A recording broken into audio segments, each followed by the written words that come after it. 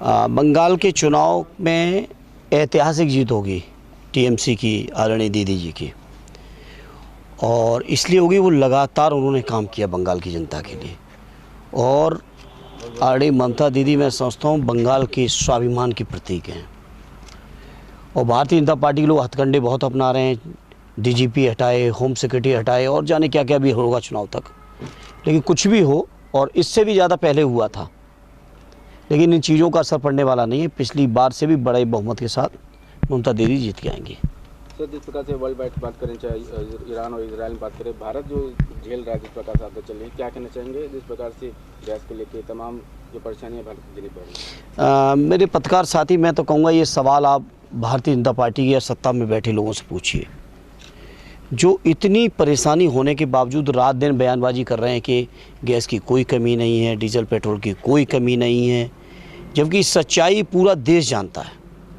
मैं समझता हूँ भारत सरकार को इस समय सच्चाई को स्वीकार करते हुए सार्वजनिक तौर पर और जनता से सहयोग और समर्थन मांगना चाहिए, बजाय जनता को गुमराह करने के। और ये देश का जनमानस वो जनमानस है कि जब कभी चुनौती आई तो सबने मिलकर और डट के मुकाबला किया है। लेकिन बीजेपी के लोगों की जैसी आदत बनी हुई है केवल और केवल झूठ बोलने की, इस मुद्दे पर भी रात दिन झूठ बोल रहे हैं कि गैस की कोई किल्लत नहीं। बीजेपी के सब नेताओं के बयान उठा लो आप। और मैंने तो कहा, पिछली बार भी मैं आया था कि जनता को जिसको गैस की दिक्कत हो, जो बीजेपी के नेता ज़्यादा बयान दे रहे हो कि दिक्कत नहीं है, किल्लत नहीं है, उन्हीं के घरों पर जाके गैस मांगें।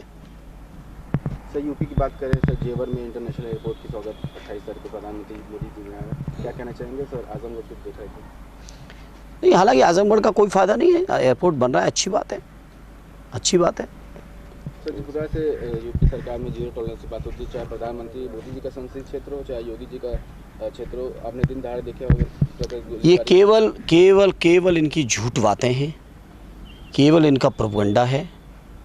आप सोचिए, जीरो टॉलरेंस की बात करने वाले लोग, बताओ गोरखपुर की क्या हाल है, बनारस का आपने जिक्र किया, बदायूं में दिन दहाड़े दफ्तर में बैठ के मीटिंग करते हुए HPCL के 2 क्लास 1 अधिकारियों की दिन दहाड़े हत्या होती है। यही इनका जीरो टॉलरेंस है। चूँकि हत्या करने वाले अगर योगी जी की कृपा पात्र हैं या उनके जाति विशेष के लोग हैं तो फिर वो कुछ भी करें, उनको लाइसेंस दे रखा उन्होंने। यही बदायूं में हुआ, यही गोरखपुर के परिवार के लोगों की चीख सुन तो यही सुनने को मिला। संसद में जिस तरीके से ईरान युद्ध को लेकर ईरान की बातें चल रही है, उसको लेकर आप क्या कहेंगे? देखिए, हमारे देश की गलत विदेश नीति ने हमारे पुराने दोस्तों को हमसे दूर किया है। और आज जब ऑयल का और पेट्रोलियम की क्राइसिस है तो वही आपके पुराने दोस्त आपके काम आ रहे हैं। जो नए नवेले दोस्त हैं ये कहीं आपको काम नहीं आ रहे हैं देश के।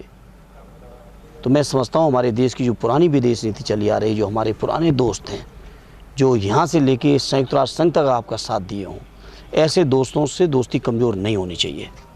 और अगर दोस्ती कमज़ोर नहीं होगी तो मैं समझता हूँ हमारे देश के साथ ये तमाम जो पुराने देश हैं, चाहे वो रसिया हो, ईरान हो, और भी बहुत सारे देश हैं, वो हमारे साथ खड़े रहेंगे। सर, 27 को लेकर सर आजमगढ़ में क्या तैयारी चल रही है? और आजमगढ़ की तैयारी आप हमसे बेहतर जानते हैं, और आजमगढ़ की जनता तो लगातार साथ दिया है, फिर देगी, मुझे पूरा यकीन है। और आजमगढ़ ही नहीं, जैसा आजमगढ़ का परिणाम आपने देखा अभी पिछले कई चुनावों से, ऐसा ही परिणाम पूरे उत्तर प्रदेश का होने वाला है। हमसे जुड़े रहने के लिए हमारे YouTube चैनल को सब्सक्राइब करें और नई वीडियो की नोटिफिकेशन के लिए बेल आइकॉन को दबाएं। अगर आप ये वीडियो Facebook पर देख रहे हैं तो लाइक जरूर करें और ज्यादा से ज्यादा शेयर करें। धन्यवाद।